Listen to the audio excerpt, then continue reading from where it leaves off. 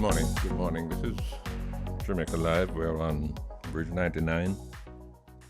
We're broadcasting here from studios in Kingston, Jamaica. So let me say good morning to all our local listeners and good morning as well to people in New York, because we link with them at around midday so that they're part of the Jamaica Live family. I hope you all had a restful weekend. Perhaps an exciting weekend with Champs. What an amazing show that was. Congratulations, of course, due to Kingston College and to Edwin Allen High, who won the boys and girls divisions respectively. But what stood out for me was the quality of the performance from many of our youngsters. Not just those in Class 1 who are perhaps at the advanced end of their secondary athletics activities, but some of the youngsters in Class 3, what we used to call Class 3, Class 4, Class 2. Amazing performance. Several records were broken. And what it says to me, the statement that it made was that Jamaica's athletic legacy, started by the likes of George Rhoden and Herb McKinley and Arthur Wint, Les Leng, continued with people like Donald Quarry, Merlin Ottey, and others. And in more recent times, people like Shelley Ann Fraser, Usain Bolt. That legacy is in good hands. That legacy, in my view, is secure. And we must take note as well of the tremendous work which is reflected in the successes that we saw over the weekend. The tremendous work being done by our school coaches, athletics coaches, many of whom we wouldn't even recognize the names. But they are doing excellent work with these youngsters in terms of their discipline, because that is so much critical to their success. Their persistence, the extent to which they take their training seriously, their diet. We need to recognize them as well, because they are as responsible as the athletes themselves for the successes and the achievements that we saw. And these coaches, I think almost everyone, if not all of them, are products of the G.C. Foster College, which has produced a whole heap of people who are really excelling at the work that they do. So congratulations to all of them. And congratulate the parents as well, because without the parental support, those youngsters wouldn't have been able to perform with the kind of self-confidence that they did. So congratulations once again to KC and Edwin Allen. Congratulations to all the schools. When the major industrial plants in North America or in South America, in Europe, in China, in India, in Russia,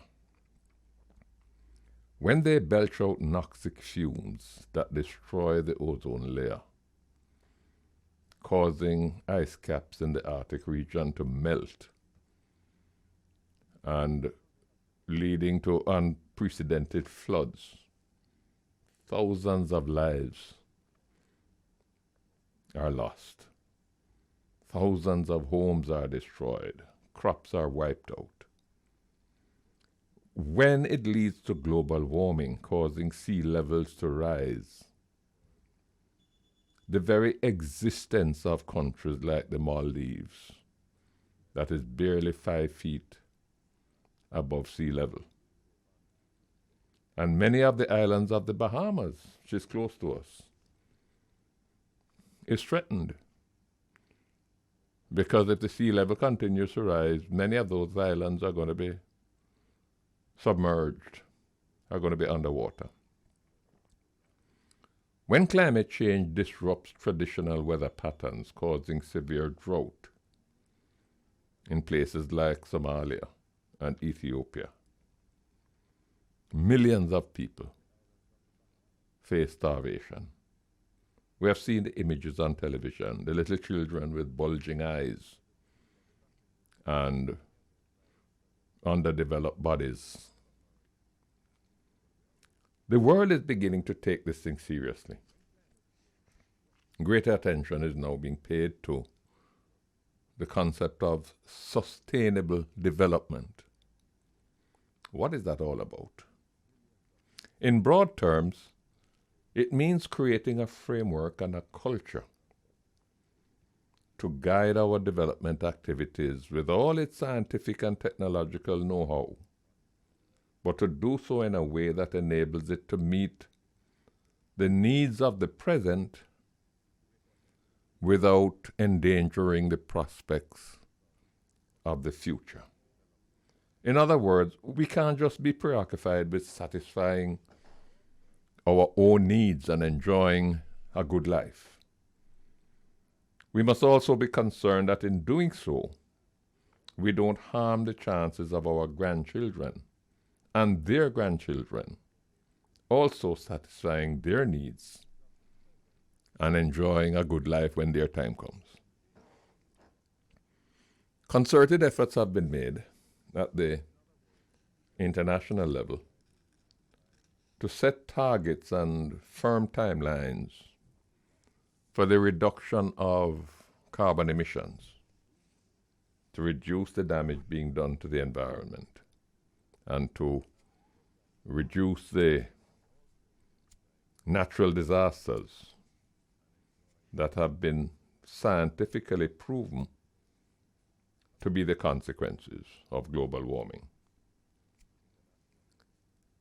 And, all of the negative effects of carbon emissions.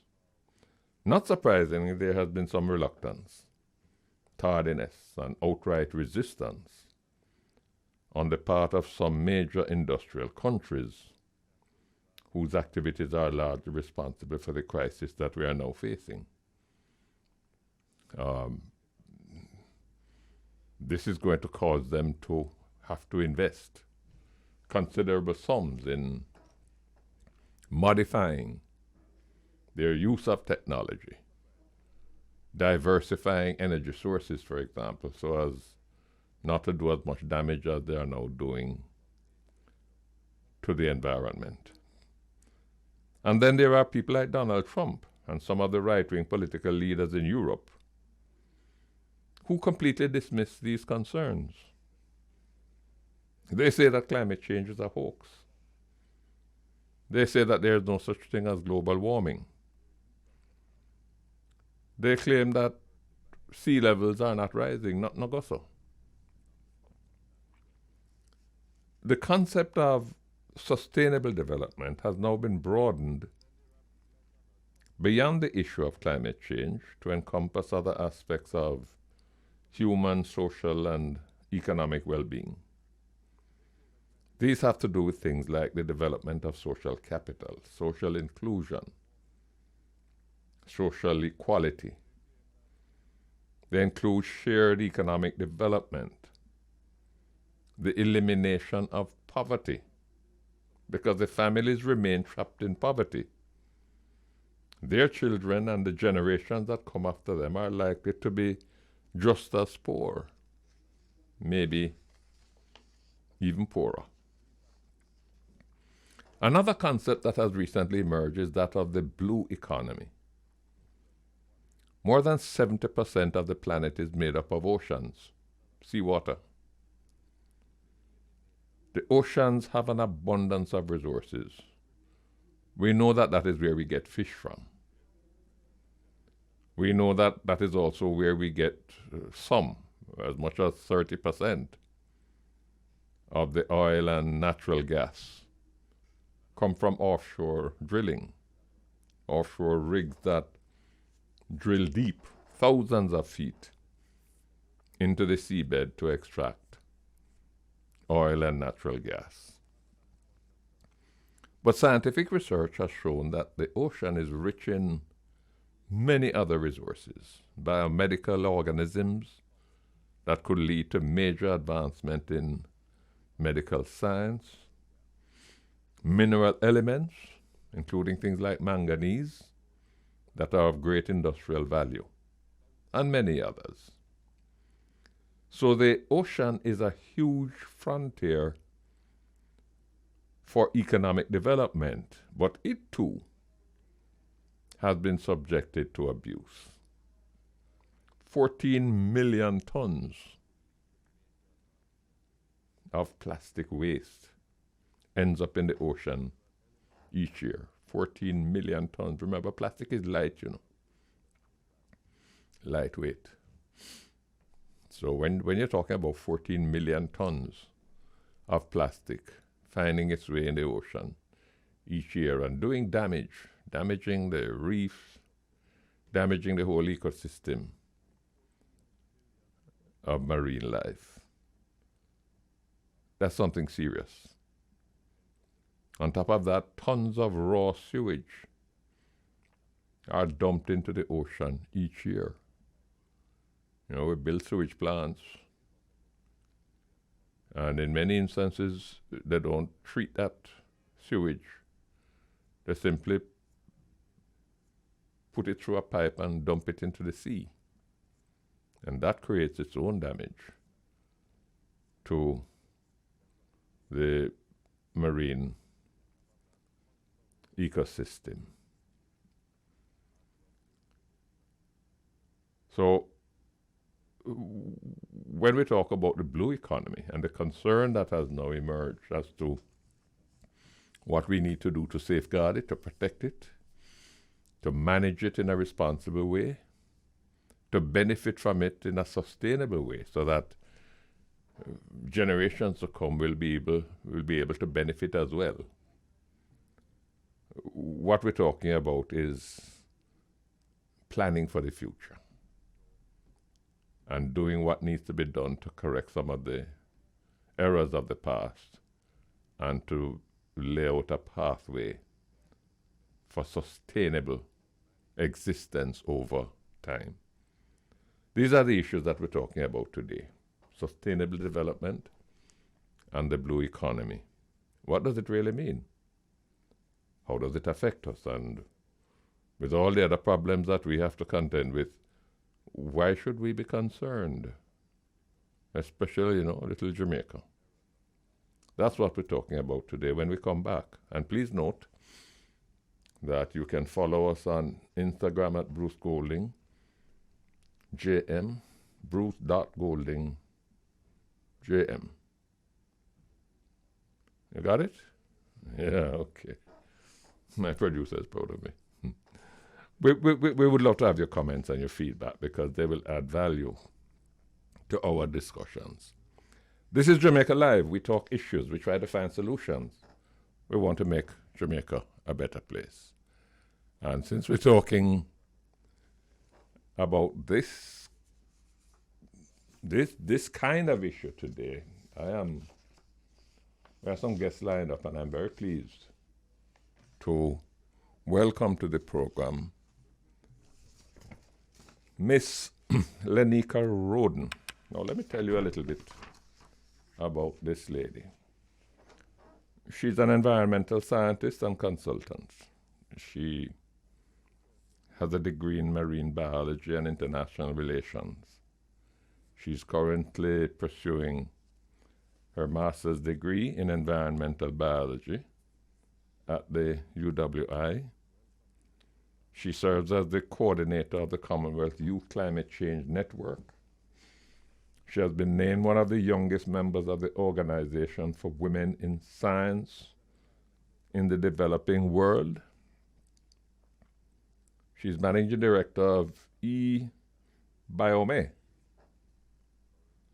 a scientific research consultancy which helps to promote and transform the role of STEM in Jamaica. And that little company was named a finalist in the Vincent Osang Venture Capital competition in 2019.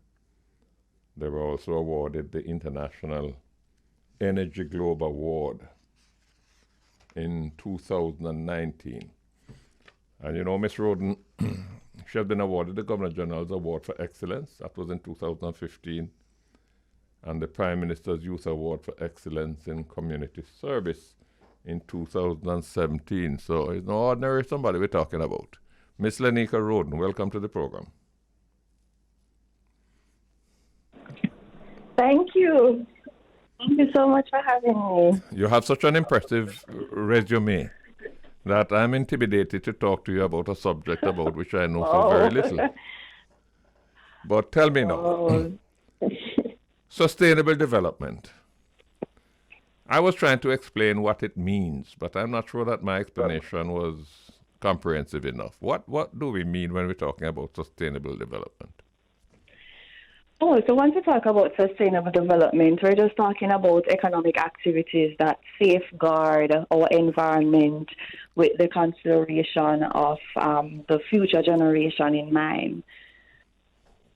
Now, when did it dawn on us that this is something we need to be concerned about? Because when I was a university student, that didn't appear in the lexicon at all.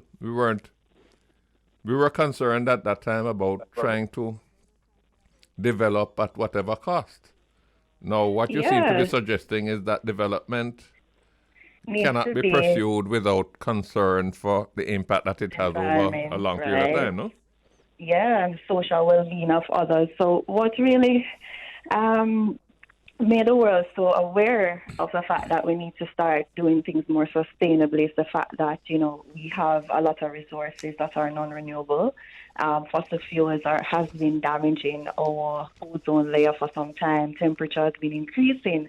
So a lot of issues such as, you know, the whole mantle of climate change would have raised the point of concern for many global leaders.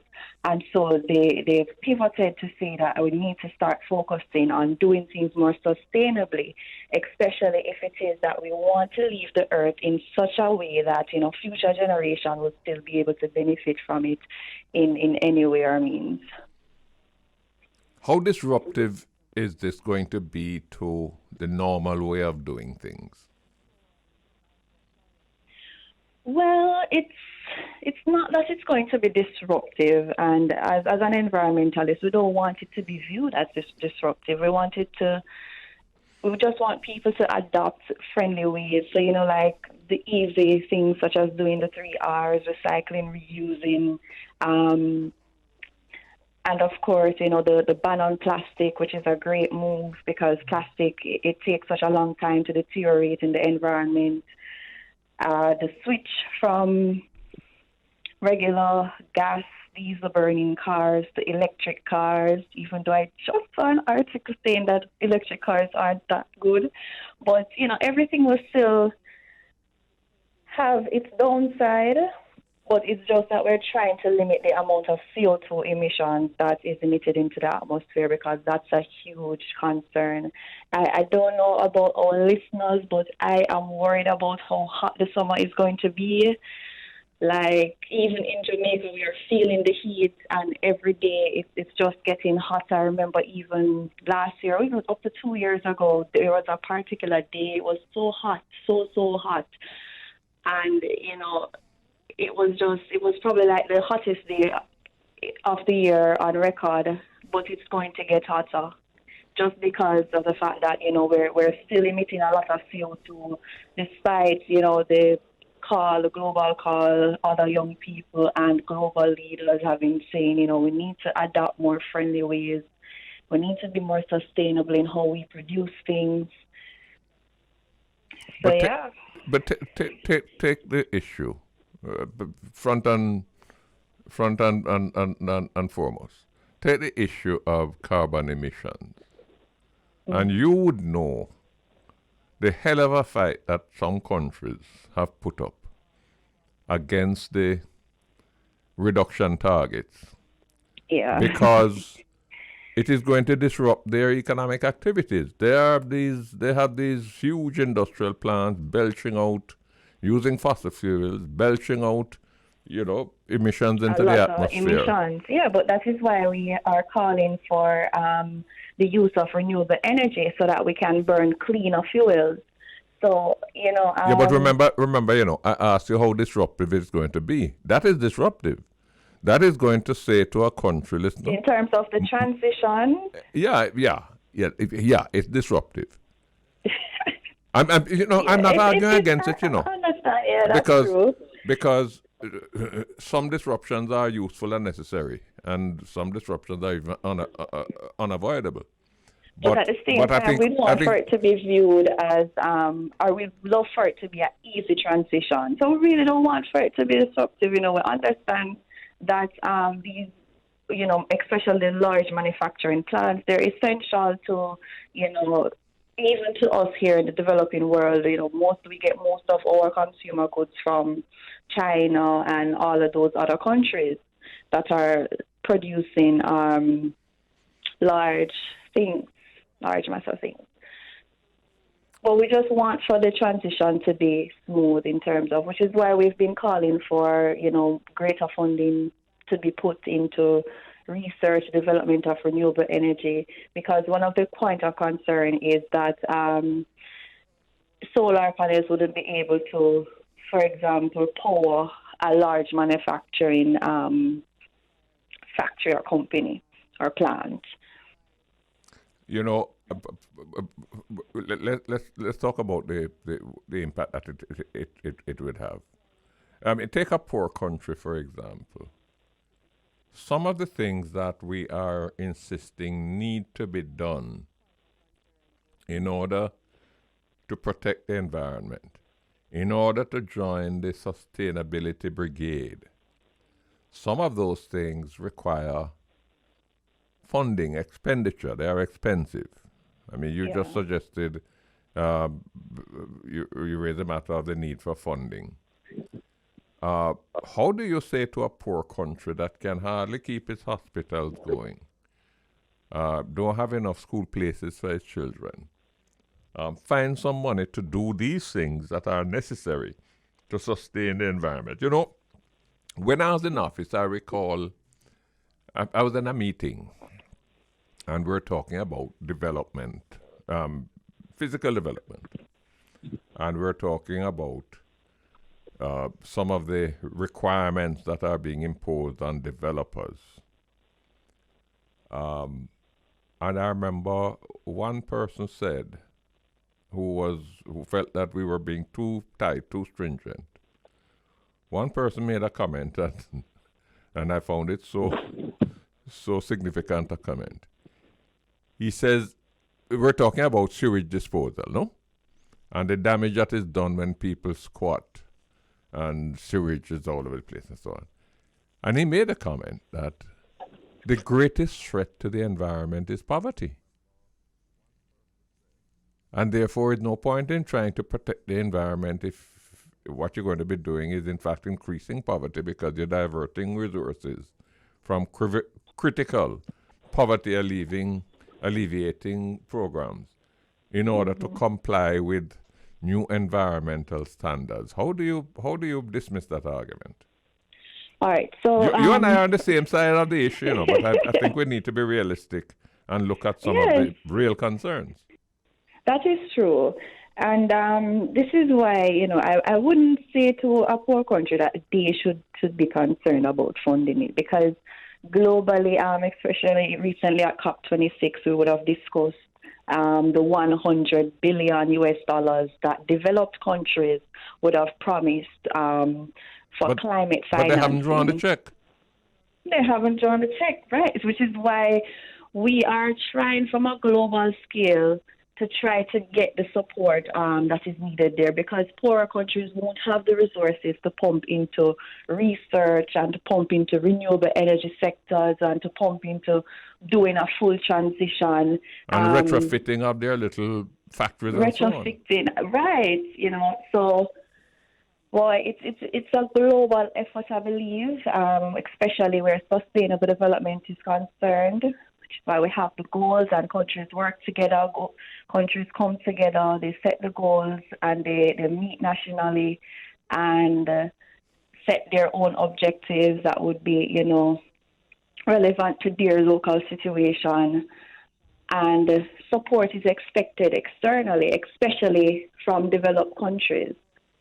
So it's just for them to really follow through, and we to tap into the funding that is available.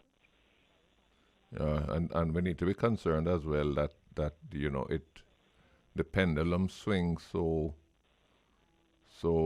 violently sometimes. I mean, if you get another Trump in power who doesn't believe in climate change, then in our words, you take one step forward, and then before you know it, you take 2 steps backward.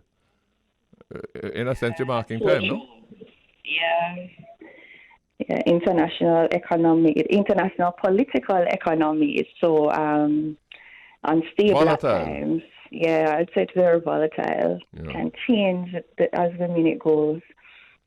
Now tell me, from your perspective, you're an environmental scientist. From your perspective, how are we in Jamaica doing in terms of coming to terms with the reality of sustainability? I think we're doing fairly well.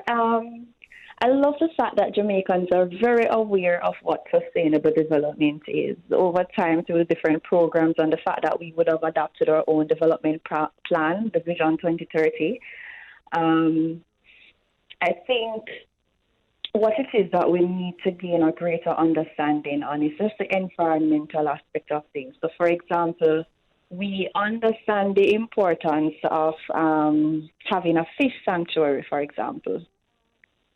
But do we know, like, what the role of mangroves are, what the role of sand dunes are, and all of those other ecosystem services that our environment provides? It's just for us to start respecting that and, you know, stop dumping where we're not supposed to dump. I love the fact that we're able to transition. Is it getting down to our behavior, though? I mean, our behavior, drive around the corporate area and just look in the gullies and see the amount of garbage that is being dumped there. Yes. I mean, take Dr. Christopher Tufton, for example. When he was MP for Southwest St. Elizabeth, he lost the elections in 2011, primarily because of a rule that he had imposed as Minister of Agriculture to increase the net size, the gauge of the nets that fishermen were allowed to use to make their fish pots. Okay, right. To catch the bigger fish. Yeah, because what was happening is that they were catching the little baby fish, which had no commercial value, but they catch them same way. And when they bring them in there, they throw them away or use them boiled fish tea. And what you were doing was you were destroying the ability of the fishery to reproduce, right? So he introduced this measure. And a lot of the fishermen down there ganged up and mobilized support, and he lost the elections because of that. One of the things that I found is that years after I was down there, and some of the same fishermen who were so upset and so livid were now praising Dr. Tufton because they said, boy, you know, the fish catch has improved since this measure was introduced. They're catching more fish because more fish are breeding up. Mm-hmm. Which is exactly what I'm trying to say in terms of we don't understand the importance of doing these things. Yeah, but why is it so hard? Is it that we are failing to communicate the message properly? Why is it that people have to learn the hard way?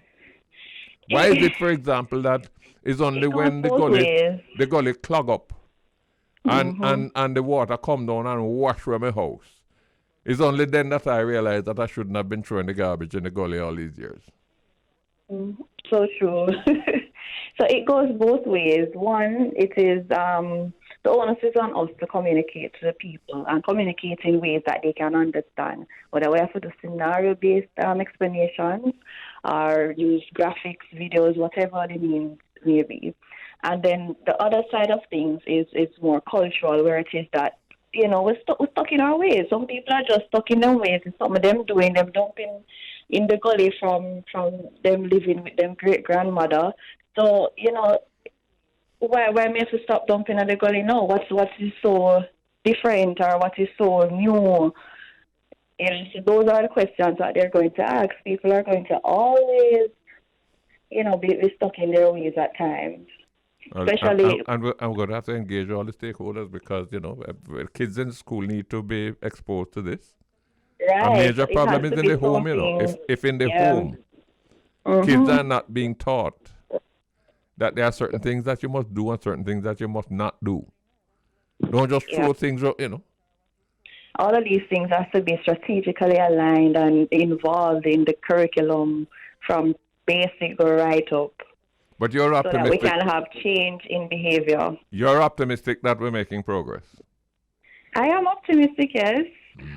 But of course, there are a lot of things that we still need to take into consideration. But I do believe that Jamaica is one of the Caribbean countries that is leading the way as it pertains to sustainable development. Well, I'm very happy to hear that. Young people tend to be very cynical about what we're doing, but when somebody like you can be as positive as that, I'm encouraged. Thank you so much for joining us today to discuss it, Ms. Lenica Rhoden, environmental scientist. Thank you so much. Thank you for having me. Good. We're talking about sustainable development. We're going to be talking about the blue economy as well, ocean economy. But we're going to be joined now by another scientist, Mr. Lance Scott, who is a research and policy specialist, focusing on climate change, rural livelihoods, climate risk insurance.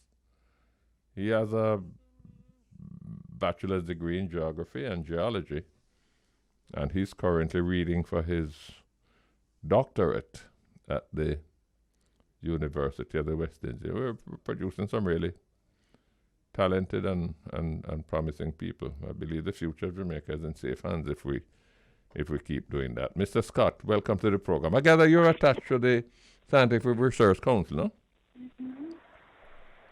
Hello, Mr. Scott? Hi, good morning. Morning, how are you? Welcome to the program. Good, thanks. We're trying to see if we can wrap our minds around what we're talking about when we talk about sustainable development. Now, I mean, we can try and give a simple definition. Well, it's development that you can do and continue to do, but break it down for us. What do we mean? What should people understand when people like you tell us about sustainable development? Right. I think one of the simplest way to put it in terms of sustainability and sustainable development is using our resources, whatever resources that we're having now, that we're using now, in such a way that we save some for the future. Yeah, we save some for, the grandchildren and the great-grandchildren and so on. So in a sense, the resources that we use, we protect it in such a way and we conserve it so that future generations can benefit from it. I think that's a very simple way to put sustainable development. Yeah, but some of the resources may not have an indefinite life. I mean, from I was on campus, we've been talking about the days when there will be no more bauxite left in the soil, but apparently we haven't reached that time yet. But some of the resources we have would be exhaustible. But I imagine what you're suggesting is that we must use those resources in such a way that even if they are exhausted, the benefit of the use of those resources would have provided opportunities for future generations. Is that what you're saying? That is exactly what I'm saying. And, broadly, the resources that we are talking about, they can be divided into two main areas: renewable and non-renewable. Now, the bauxite that we're talking about, the fossil fuels, the oil, and so on, those are non-renewable. And it is for us to really move away from this because, as you say, the bauxite may not have completely run out yet, but, in a couple of decades, that will be the case. And it's the same thing as it regards to oil and gas that we tend to use to generate our electricity. So we want to use resources that, we can get it over and over. Every day we're able to get things such as, solar energy, right? Things such as wind energy, hydropower, and so on. So these resources we're able to get over a very long period of time, and for the foreseeable future, we should continue to have these kind of resources. And I think that's where we should be looking. Two things I want to explore. Oftentimes persons, until we can make a link, persons, it normally remains a bit abstract for persons. So let's talk about electricity, for example, and the fact that we're using oil and gas to generate electricity, right? That same oil and gas that we're using, it is also contributing to climate change. And climate change is, in essence, making our environment, more unsustainable, because, you have ocean acidification taking place that is affecting the different flora and fauna. Well, let us break that down a little bit, because what I gather you to be saying is that even with the non-renewable resources, if you're mining bauxite, that is one thing, but also important is how you mine it, so that you don't create damage and destruction in terms of other environmental considerations. Right. But are we talking about absolutes, or are we talking we're going to have to find some kind of compromise? In other words, the new thing now is electric vehicles, no? Right. Which don't belch out the carbon dioxide or whatever you call it on the streets. But the electric vehicles have to be charged, and they have to be charged with electricity, and that electricity has to come from somewhere. Do you envisage, certainly not in my lifetime, maybe not in yours either, but do you envisage a time when we could say goodbye to fossil fuels? Or are we going to have to look at some compromise where we cut back on our reliance on fossil fuels, put into that mix more renewables, whether wind, solar, geothermal, you name it, so that we won't get to the point where we can say, well, no more oil and gas, but at least we'll get to a point where our use of energy is not being as destructive to the environment as it has been. I put that question to you, and I want to put a follow-up to you as well. Okay. So I think, it is something that we would have to phase out over time. And it is very important. It's very important that we do, because, and I just want to pull on the Russia-Ukraine war that's taking place now. The fact that we still rely so much on fossil fuels is causing, the gas prices to hike. And the gas prices that are going up is causing food prices to go up as well, and fertilizer prices. And as such, produce that farmers cultivate will also go up. So it has a rippling effect. So I think it's important for us to phase it out. Now, in terms of the use of, electric cars, and the fact that we still would need to charge the cars, it links directly back to the fact that we need to use renewable energy. Because if we are using, say, wind farms to generate electricity, and we're using hydropower to generate electricity, then we wouldn't be so concerned about the electricity that we're using to charge the cars. Yeah, we become more concerned about that electricity when we have to be buying oil and gas in order to generate the electricity. But let me ask you this though. I don't want us to come across as just being academic.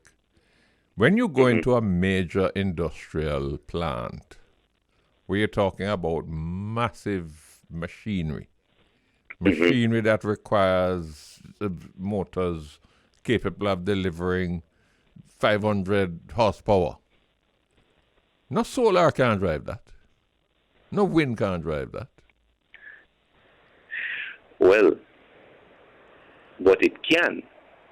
It can, because when we talk about electricity, and if we were to pull apart how electricity is generated, right? Once you have a large enough solar, farm, or a large enough wind farm, it can generate it. You have countries, Mr. Golden, that are using majority renewable energy. Places such as Iceland. I know about those, but they use them to provide electricity to homes. They're not driving. I mean, you take a plant, for example, that produces aggregates. You know the amount of energy that them stone crushers require? That is what I'm saying. So I mean, if you have an aggregate, if you have a mining operation where you crush aggregates, and your whole operation occupies 4 acres of land, you'd probably need about 300 acres of solar panels to drive those. I'm just throwing out numbers. But the point I'm trying to make is that somewhere along the line, we're going to have to reach some kind of compromise. Now, for example, coal is regarded as perhaps the most destructive of the fossil fuels. No? Isn't that true? Right. Now, I remember attending a Commonwealth Heads of Government meeting, and I was in discussions with the Prime Minister of Australia, Kevin Rudd, his name is, still alive. And we're talking about climate change, and Australia, of course, is a big coal producer. They were investing a lot of money in research, not to get rid of coal, but to find a way to make coal less damaging to the environment. Some new system by which they could capture whatever it is that coal was throwing off in the atmosphere. Is any of the research that you're aware of focusing on some realities that we may never see a day where we can do without crude oil, or we can do without natural gas, but we are going to find a way to extract them, process them, and utilize them in a manner that is safer for the environment? Is any thinking going in that direction?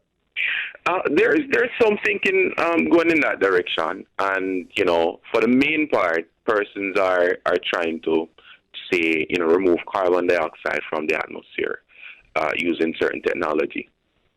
But I think ultimately, at this point, different governments right across the world, based on the different United Nations reports that would have come out, they're trying to reduce the amount of, fossil fuels that we use, and for good reason. The impact that climate change is having, it's real, and especially us as small island developing states.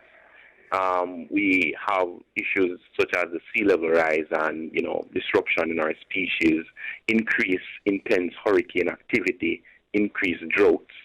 So I think at this point, the main focus is really to reduce the amount of fossil fuels that we're using. I understand the standpoint of reaching a kind of compromise. And truly, that will have to be the case ultimately. Because, different industry might have different needs, and as a government, you want to facilitate the economic growth of a country. So I think ultimately we would have to find some level of compromise. But for now, it's just the main move is to reduce the amount of fossil fuels that we use in order to improve the sustainability going forward. I think the conversation is going to have to continue to include both the idealists and the pragmatists. For example, I'm sure that you would have paid close attention to the recent COP summit in Scotland. Yeah. Now, with all the wonderful pronouncements that came out of that summit, do you think China, for example, is really serious about reducing emissions? I mean, the whole of they're now dominating the world in terms of manufacturing growth. Do you think that they're serious? Because I doubt it. China, I'd say, is a unique case. I can factually and India is not far behind either in terms of their position. Right. I can factually talk about what they would have put forward in terms of their commitments. Whether or not they plan to maintain and keep those commitments is a whole other conversation. They are a unique case. I don't want to say that they will not, because I don't know for a fact. But I can say for a fact that they would have made certain commitments, and we're hoping that China and India and some of the other fast developing countries, Brazil, South Africa, etc., keep the commitments that they would have made. Well, some of these major countries, and I mentioned China, but America as well. Not long ago, there was a president there who said that climate change is a hoax. It's some bogus something that some scientists invented. And, Donald Trump started opening up areas for oil extraction that previous administrations, particularly Obama's, had closed off. So we have a lot to be concerned about. But tell me, the kind of transformation that will be required to achieve the goals of sustainable development as enunciated. How does a poor country manage? How does Jamaica manage? And there are countries that are poorer than Jamaica. Because it costs money. I mean, you can say to me, for example, look, if you, instead of linking up with JPS, if you were to set up a solar system at your yard, Jamaica's demand for fossil fuels would go down. If many of us do that, we would make a transformative difference. But then people tell me that it's going to take you 7 years to recover the capital cost of a solar system, and then after that you're an easy street. How does a poor country, how does a poor family afford the cost of complying with the steps that have to be taken in pursuit of this sustainable development? How do we balance that with the need to ensure that when you're sick and you go to hospital, we have doctors there and we have equipment there to look after you, and we have kids going to school, coming out of school, can barely read and write, so we have to fix that up. I don't have any change left to deal with sustainable development. I sound terrible, don't I? That is an excellent question, and it is something that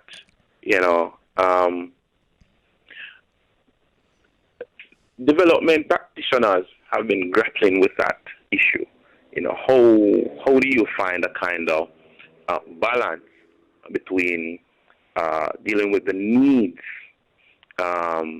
of the country while looking forward? But oftentimes Mr. Golden, we try to deal with one issue at a time, right? And it's good. Oftentimes it's good when you focus on one thing and try to get that out. I think we are in a space now where we have to consider both. And I think we do have the intellectual capacity to do so. Right? And in doing so, we're going to have to be proportionate, no? Right? And in other words, you have to make some compromises. That's true. With the intellectual capacity, I think we'll be able to find practical solutions for it. Final issue I want to raise with you before we have to go. We're coming up to the noon break. But final issue, coming back to something we were discussing earlier. The damage that is being done to the environment. Sure, I mean, when I dump my garbage in the gullies, I'm damaging the environment in Jamaica. I can't blame that on anybody else.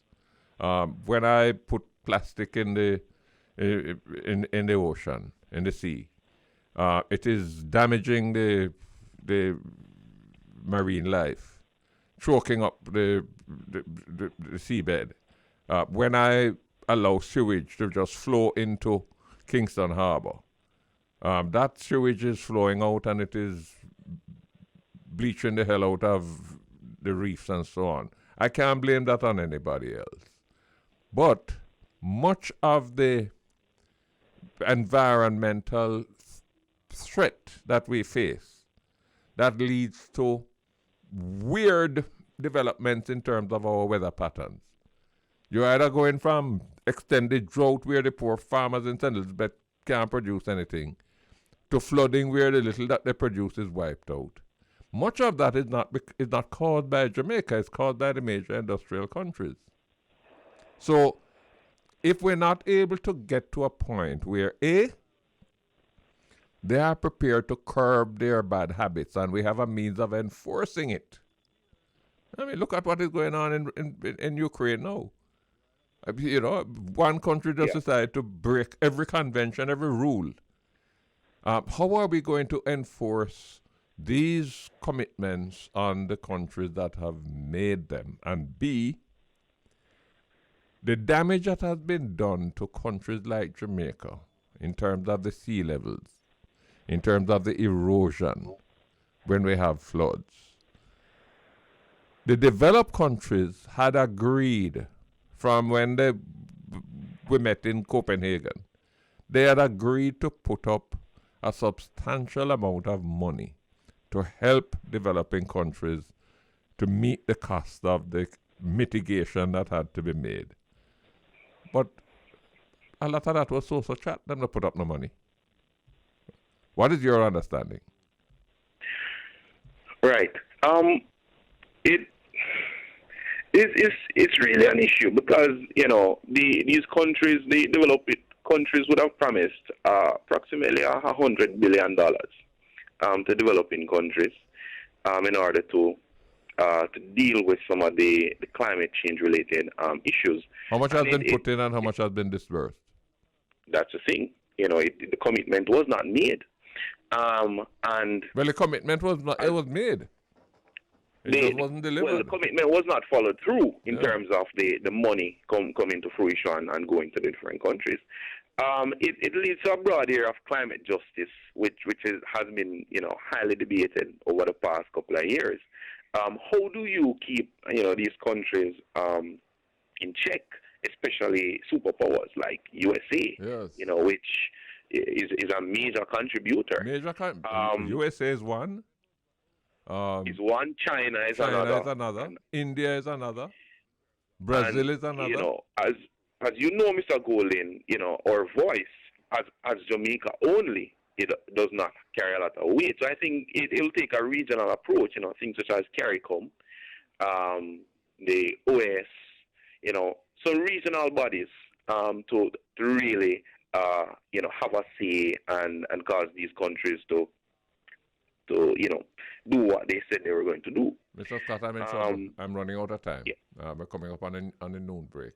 But I do want to thank you for joining me today. I want to thank you for contributing to this discussion. It is important, and we're depending on people like you with the knowledge that you have and with the exposure that you have been able to acquire even at this early age of your life. You have to provide leadership in this area. So thank you very, very much for joining us. Thank you for having me. We take the break. Welcome back. It's Jamaica Live. We're on Bridge 99. We're broadcasting from studios on Devon Road in Kingston. But we're going to be linking shortly with Irish Jam in New York. Today we're talking about sustainable development. And we're also going to be talking about the blue economy. We haven't been paying as much attention there as we should. And we're talking with people whose focus, whose preoccupation in terms of their academic pursuits, their vocation, has to do with developing approaches, sensitizing about sustainable development. And we're very pleased now to be joined by someone all the way in Nigeria, Mr. Azeez Abubakar, quite a well-known Nigerian name. He's the Pepperdine SPP Scholar for 2021, Global Citizen Fellow, World Environmental Foundation Global Shaper, Sustainability Leader, and United Nations Climate Delegate. Mr. Abubakar, welcome to Jamaica. Welcome to Jamaica Live. Welcome to my program. I really was anxious to talk to him because he's really one of those passionately committed to the business of sustainable development, climate change. And I wanted to hear from him his own perspective, being someone in Nigeria. And therefore he would be able to view this in a way that may be quite comparable to us in Jamaica. Nigeria is also a developing country. But of significance is the fact that Nigeria also is a major oil producer. And therefore we're talking about sustainable development and a curbing of our reliance on fossil fuels. I would love to hear from him how Nigeria is going to balance those two competing, almost diametrically opposed positions. The blue economy we have not focused much on in our discussions, but that is also important. I was looking at an article over the weekend, and I was amazed at the kind of resources that are there in the oceans, some of them on the seabed, and some of them below the seabed, and how little of it we have actually been exploiting. And therefore much of that debate has to do with how can we exploit it, but how can we exploit it in a way that is sustainable, in a way that is not destructive of marine life, and in a way that will ensure that if we are going to benefit from it, that generations to come will be able to benefit from it as well, because we would have sought our benefit in a responsible way and in a way that is not damaging. This is so much. I wonder sometimes, when oil was the black gold, and when, every country that discovered oil got into a celebration. When we were building all these massive industrial plants that were being driven by burning coal, I'm just wondering, where were the scientists of those days to point out that, hey, hold on a little bit, because you have a thing called the ozone layer that is going to be damaged. You're going to disrupt normal weather patterns. You're going to create long periods of drought in areas where people depend on the little planting of crops to survive. I'm just wondering, or is it that the scientists were very much shouting out, but we weren't paying attention?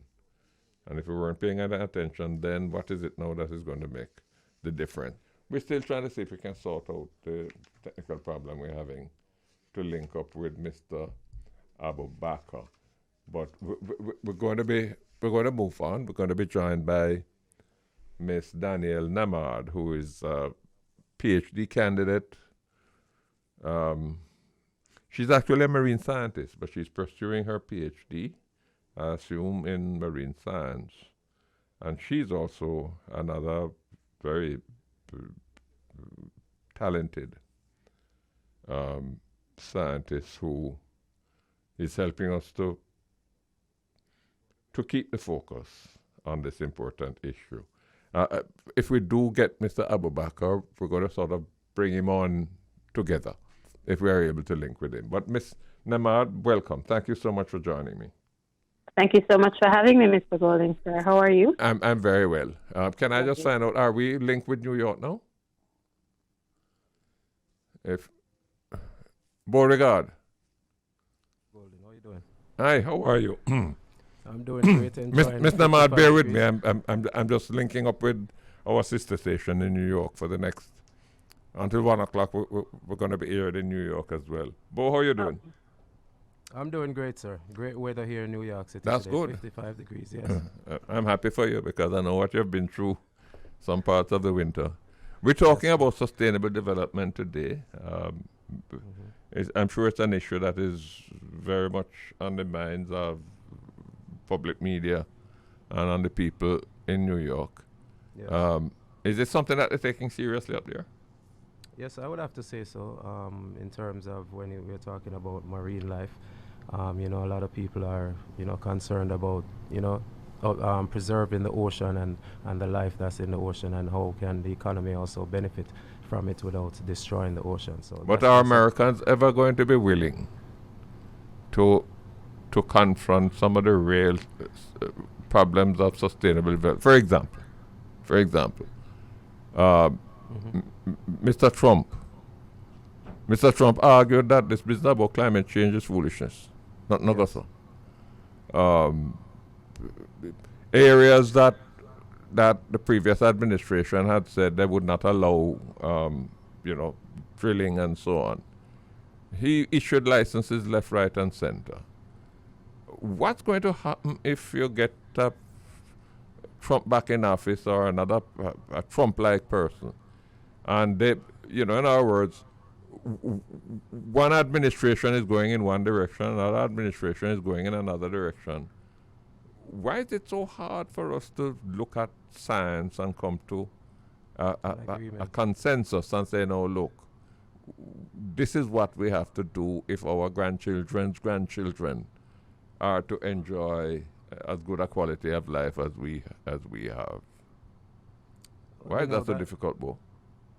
I'm not sure why it is so difficult, sir, but it's something that is very important to the world, important to the people living on the earth, and everybody is going to be affected by some of these decisions that politicians make.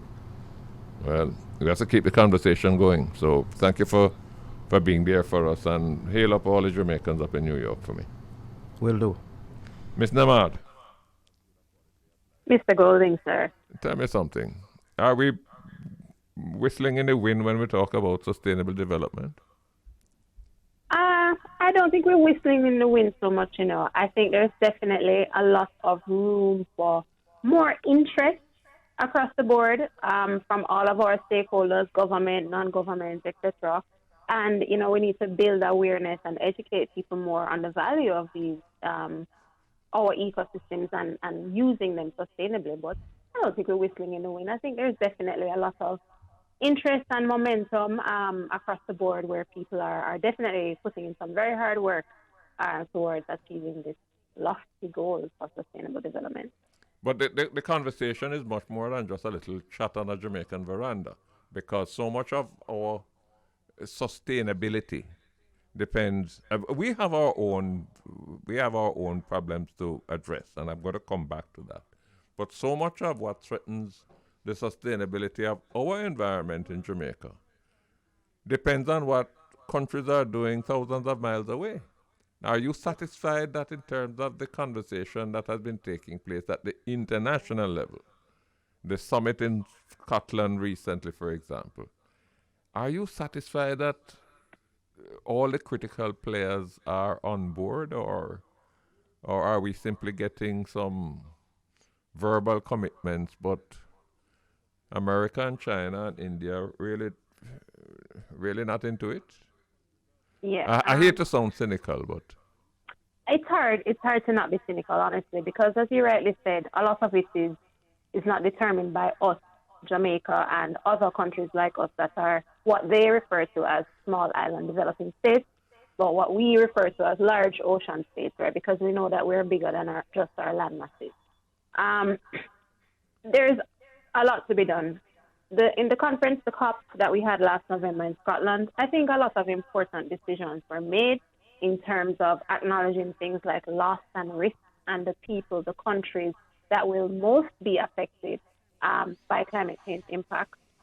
But at the same time, we aren't really seeing the action necessarily behind those words. So if we look at some of the investments that these countries are making in new fossil fuel projects, it would suggest that, they're not really working towards urgently and drastically reducing these carbon emissions. In fact, they're still descending profits from these fossil fuel companies. So if we don't quickly reverse our reliance on fossil fuels, we are not going to achieve any of the goals that are needed to secure a safe future for us here in Jamaica. a big question that I wanted to ask you, and I'm going to ask you to allow me to to bring in Mr. Azeez Abubakar from Nigeria, who is we're having difficulty connecting with him, but I think we have him now. But Sure. the question I wanted to put to you is this: uh, I'm sure that there are mechanisms to monitor the performance of countries in terms of the targets that have been set. But are there any means of enforcing compliance? Um, You're not laughing that at I'm me, you know. aware of at all.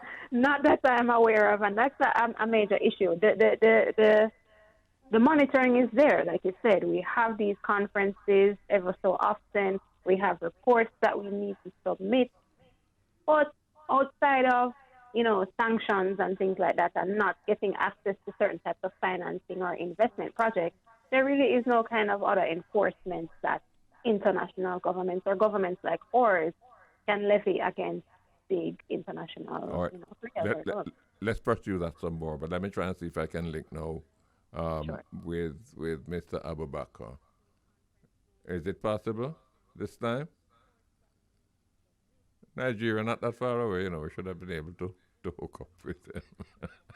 No, I'm just kidding. No, we don't. Mr. Abubakar, are you there? No. Yes, I am. Oh, Yeah. you Can you are? hear me? Also, I was wondering if you had something against Jamaica. Welcome to Jamaica. yeah, thank you, Honorable Bruce Golding. Thank you for having me on this radio interview. Yeah, and we have on the program as well, along with you, Miss Danielle Nembhard, who is a marine scientist. So I believe that there's a lot of compatibility between both of you. Yes, obviously. Tell me now, Mr. Abubakar. Um, Nigeria has many characteristics that are similar to Jamaica in terms of history, in terms of stage of development. What is Nigeria's perspective in terms of sustainable development? Is it a big issue in Nigeria, or is it just something that the international community is harassing you about? Well, it is a big issue here in Nigeria, and I've seen it in young people. A lot of young people have initiatives that are helping to alleviate poverty, to help to achieve the sustainable development goals. We have quite a lot of youth-led initiatives, like, for instance, we have Search Africa, we have Reach Africa, and quite a lot of young, innovative, sustainability initiatives here in Nigeria. The government is also leading sustainability. We do have a department on sustainable development goals that is advising the presidency on anything related to the Sustainable Development Goals. So it is really a key a strategy and approach to help the country develop and achieve sustainable growth. But tell me, all of the things that we are being told, countries like Jamaica and Nigeria, all of the things that we are being told that we must do and the things that we must avoid doing in order to safeguard the sustainability of our future. Um, and are these not going to impose a serious burden on poor countries? Jamaica is not the poorest of the lot. There are countries that are poorer than Jamaica, poorer than Nigeria. How does a poor country cope with this new list of things that they are required to do in order to be on board with sustainable development? Yeah, thank you for asking that question. I think this question is very, very important and critical, especially for developing countries and poor nations. Countries, especially in the global south, like Nigeria and quite a lot of African countries, would only achieve sustainable development goals by 2030 with the support of the international community and especially wealthy nations. We cannot do this alone. Wealthy nations has already in the past polluted, and they've polluted their way to achieving the kind of wealth that they currently have. So it will only be fair and equal and more equal for the entire world, and especially for developing nations, when we're able to get the support, technical resources, grants instead of loans, so we don't continue to be in poverty, obviously. So we need more of grants, we need more of initiatives that help to support a transition to a much more cleaner energy future for African countries and global south countries, especially poor nations. So yeah, I really think that these nations, these developed nations and poorer nations would only be able to achieve it moving forward if they're able to get the support of the international community, wealthy nations, developed countries who already have all these resources and can easily make it work out for developing countries. So we can skip that phase of polluting the environment that they had already done, because we're still the least contributor, in terms of climate change. And that, it seems to me, would be a struggle that continues. Miss Nembhard, from your assessment, how is Jamaica doing in terms of responding to the challenges of sustainable development? I think that we're doing quite well, actually. Obviously, there is room for improvement in a lot of areas. But there are definitely initiatives on the way that I think show that we are serious about sustainable development. But again, I have to be candid and say that there's definitely room for improvement. I see we've submitted our nationally determined contributions where we kind of outline our carbon emissions and the actions that we're hoping to take over the next 5 to 10 years to become more resilient to climate change and to mitigate and adapt to some of the impacts. We have our, spatial planning that we're trying to do, where we look at kind of a master plan for the island and how we can optimize some of our different ecosystems to protect more vulnerable communities. But there is still, we know that, tourism is one of our big sectors, bauxite is one of our big sectors, and unfortunately these sectors come with very high environmental impacts that kind of go against what we're trying to achieve with sustainable development. So I think for especially the mining and quarrying and for the tourism sectors, there's definitely more collaborative effort that needs to go into how they can innovate and implement these different initiatives towards more or better implementation of sustainable development. I don't think we're quite there yet.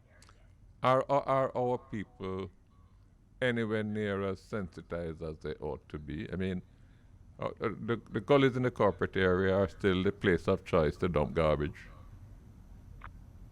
Mr. Golding, I think that, we're not where we need to be in terms of awareness and sensitization. But at the same time, I don't want to put all of the responsibility on the individual and their action because, of course, we know that there's a larger system at play. We can have policies and frameworks in place that kind of govern and control certain systems to help with like solid waste management and harvesting of trees and damage to coral reefs. There definitely is a role to be played or more initiatives that we can undertake in terms of awareness building and initiatives to try to change mindset and behavior in how we interact with our environment towards more sustainable development. But truth be told, there is action to be taken at all scales. Is there any part in the primary school curriculum that even attempts to open young minds to this issue? Do you know?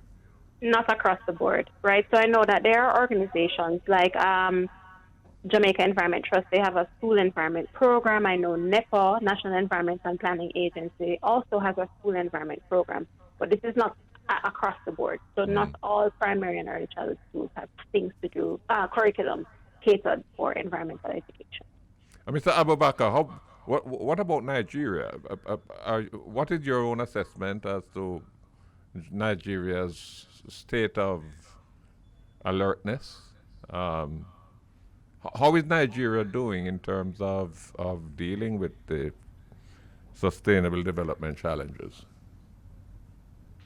Yeah, thank you, Honorable Bruce Golding, for that question. Well, the state of awareness in Nigeria, I think it can be improved. A lot of people still don't know what climate change is. They still don't know how climate change is affecting them. And there is always, it is not always too much to create awareness. And I think that's something that we still need to work on. We need to continue to advocate and letting people, especially in marginalized communities, know about climate change and how it's currently affecting their lives right now. Because it is until when they realize that they will then start holding the government accountable. So if they don't even know that climate change is affecting them or they don't understand how it's affecting them, then they can't really hold the government or the world leaders accountable. And then there would be no action, there would be no strategies in place, there would be no roadmap plans to help us achieve sustainable development by 2030. So, well, as it is right now in Nigeria, I feel like there's still a great need to have awareness on climate change. I think that in the students' curriculum, in the education curriculum, there needs to be some sort of integration of climate education into the student curriculum for primary and secondary school level education, and even at the tertiary school institution education as well. But So, yeah. doesn't a country like Nigeria find itself in a hell of a conflict in the sense that you're a significant oil producer. It is a major source of revenue. It's a major source of foreign exchange earnings for your country. How can you realistically be expected to be fully on board with a program that is essentially designed to curb, to as great an extent as possible, the utilization of fossil fuels?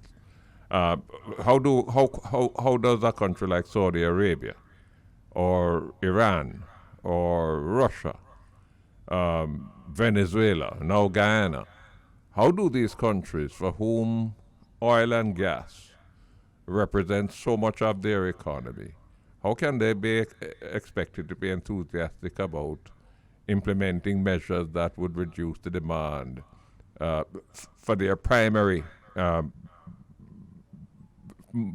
source of earning? Is it that these countries are being put in a position where you would have to say, well, I'm fully on board in terms of solid waste management.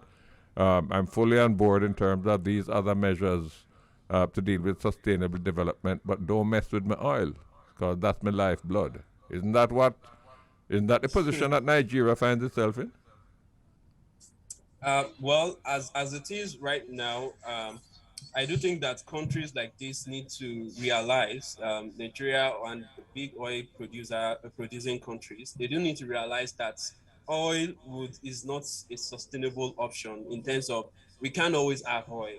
So countries like the oil producing need to start thinking, how can we opt in for more sustainable options? How can we ensure that we have a more resilient energy system? How can we ensure that we have We lost him. Mr. Abubakar? because Oh, ultimately sorry, I thought. on longer term, hello, are you able to hear me? Yeah, I'm hearing you now. Yeah, we lost you Okay. for a few seconds. All right. Okay, so I was saying that ultimately on a longer term, um, opting in for sustainable options, solar energy, green energy, or nuclear, whatever it is, cleaner energy sources are much more profitable when you look at it on a longer term. And oil is temporary, and they need to realize that. And if they don't act now to start transitioning, then there would be a problem for the economy.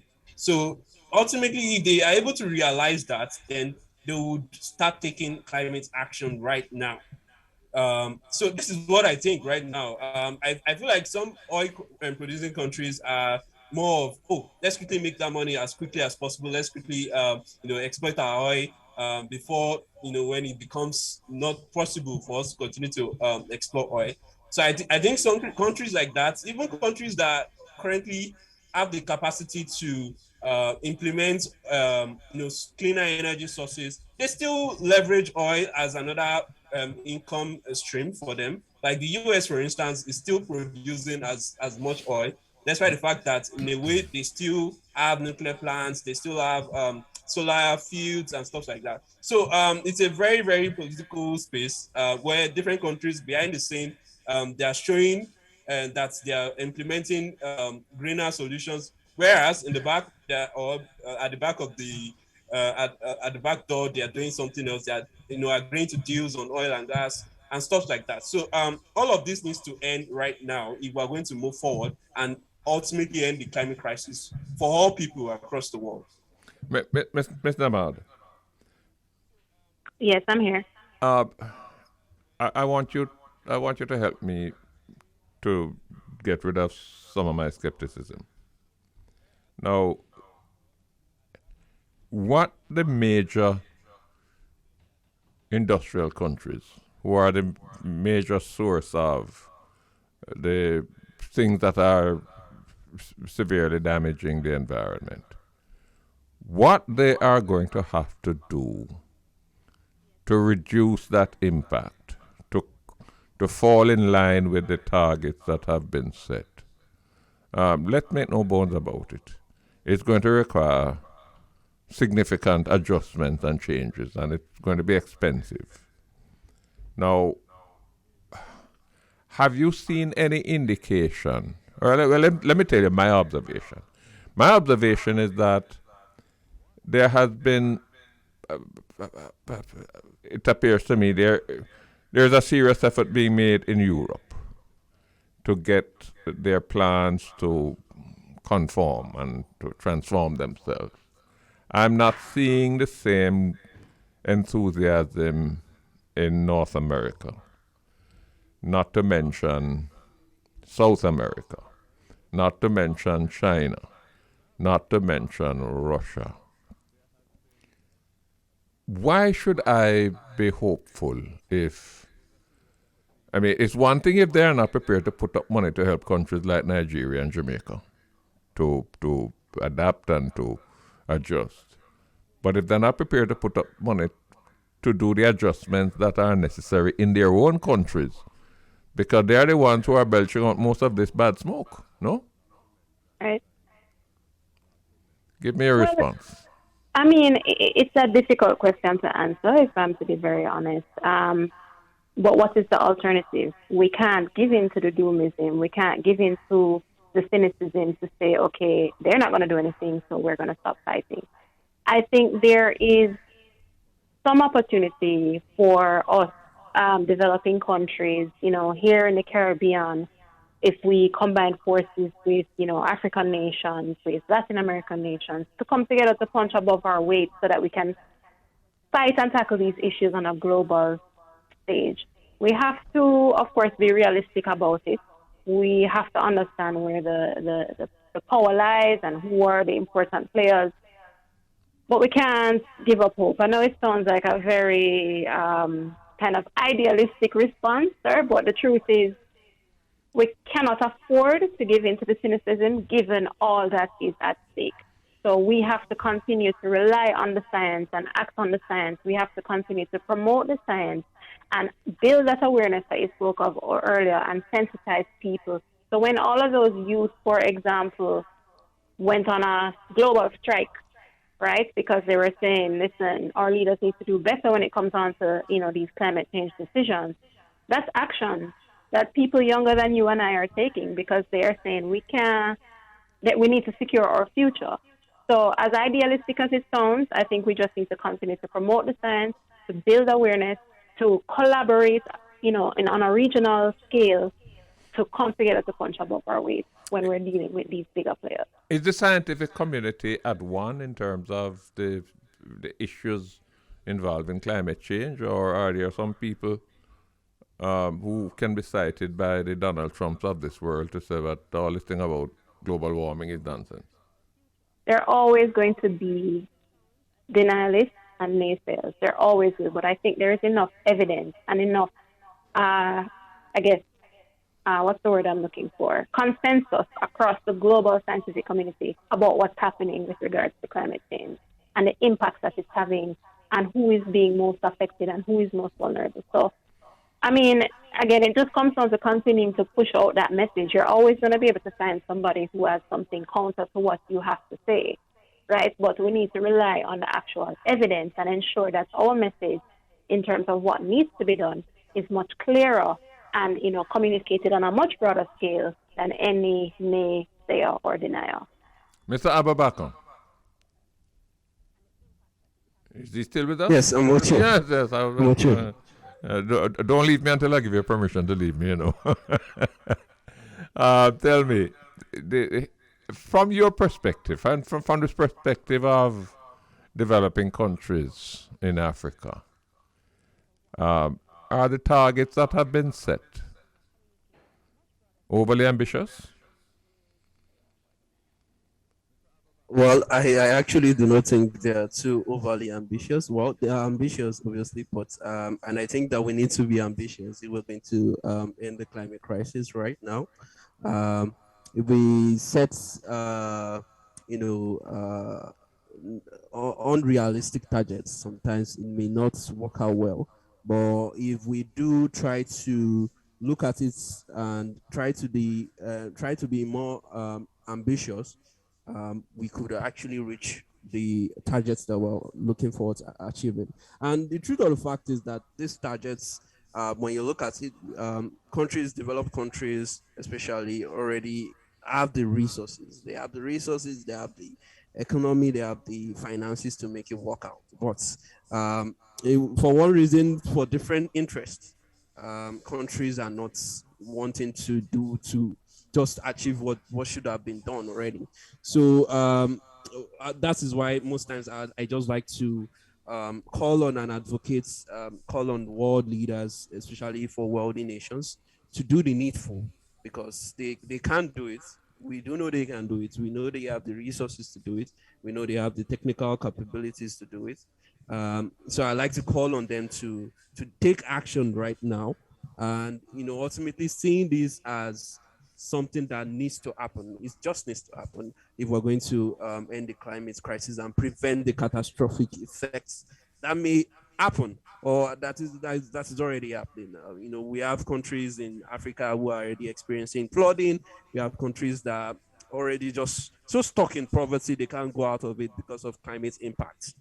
So this needs to happen right now. We need to achieve a fairer world, and we need to make sure that everyone, everywhere, is safe and equal.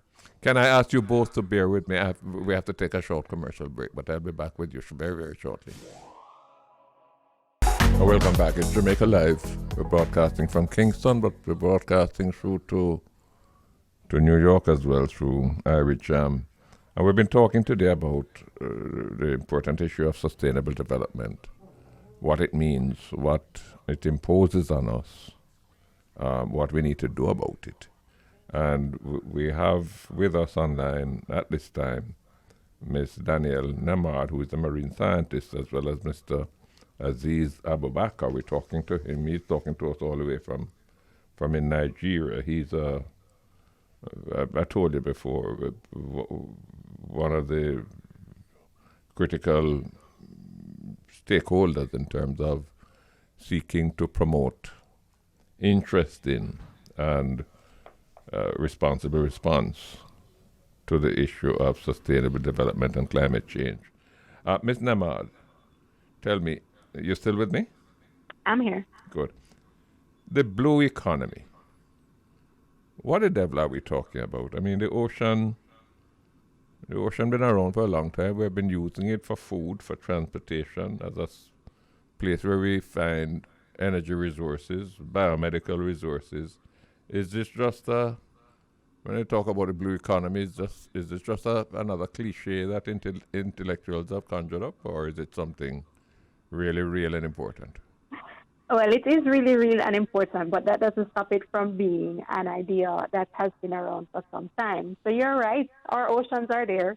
They have a lot of resources, marine and coastal resources, that we can leverage for economic growth and to improve people's livelihoods and provide jobs.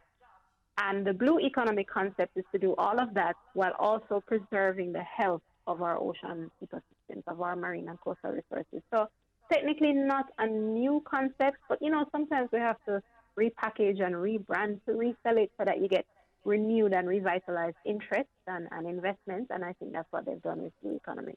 Have we been treating our oceans any more kindly than we do our lands? I'm going to say that there is definitely room for improvement in how we treat our ocean. Sometimes out of sight, out of mind. So the fact that a lot of our activities that you and I do daily don't really take place on the sea or in the ocean. Sometimes I think we forget that everything that we do on land ends up in the sea. So, I mean, it's not terrible. It's definitely, we can improve it.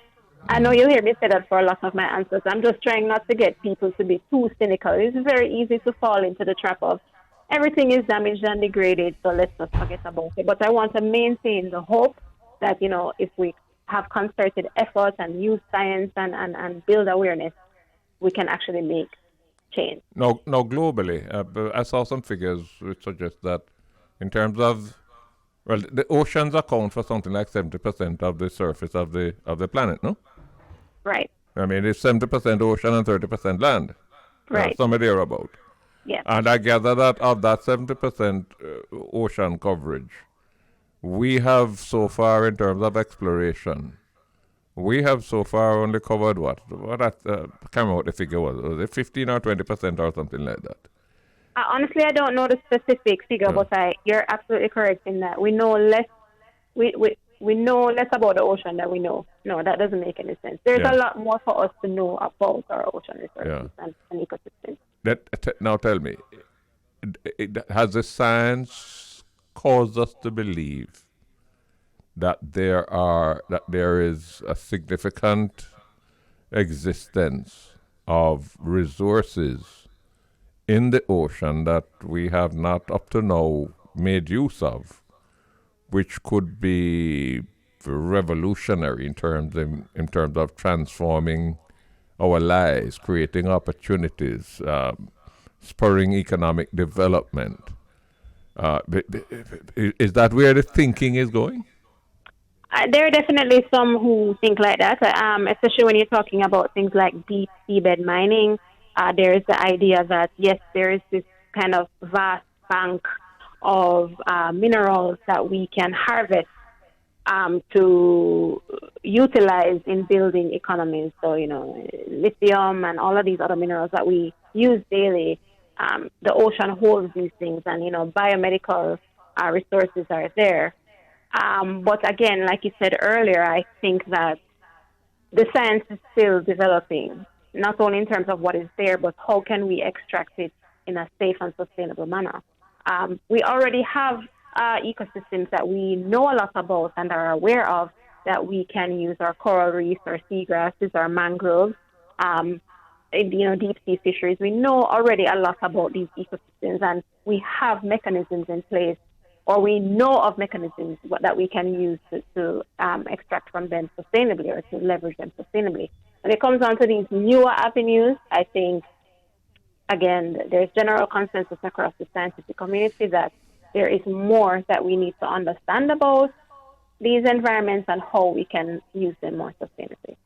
Mr. Abubakar, what is Yes, I'm with you. what is Nigeria's outlook in terms of the blue economy? Well, Nigeria is tapping into the blue economy in different ways, but especially through the fishing.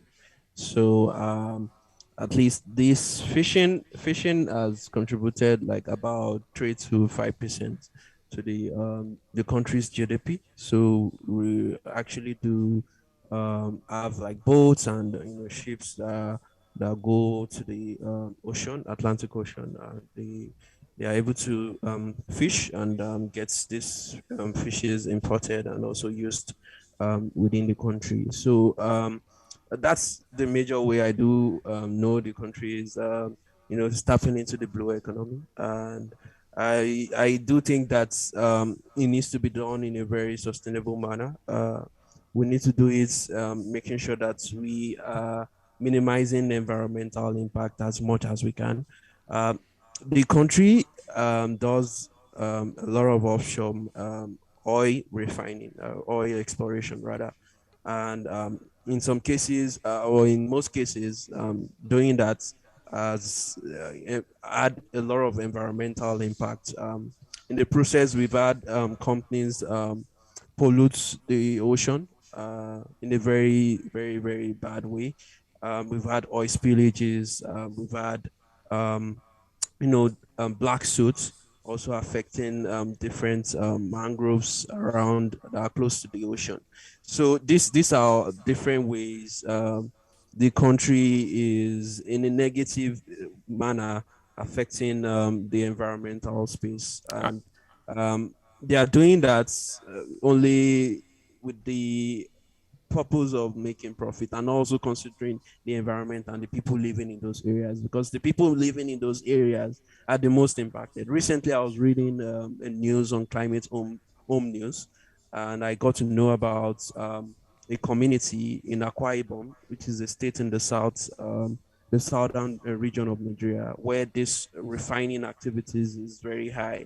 There's a lot of gas flaring there, and it's affecting the communities, the people, the rural communities living there. They are being exposed to extreme heat, and it's affecting the growth of crops and a lot of things like this. So people even living there can't fish again because the fishes they tend to see fishes dying in the water because of this pollution that's big oil companies like the Shell, Total, ExxonMobil, which are exploring in those areas on offshore, causing. So this is a very um, key area to look into. The country needs to look into that at the federal level, but we're not seeing like real action.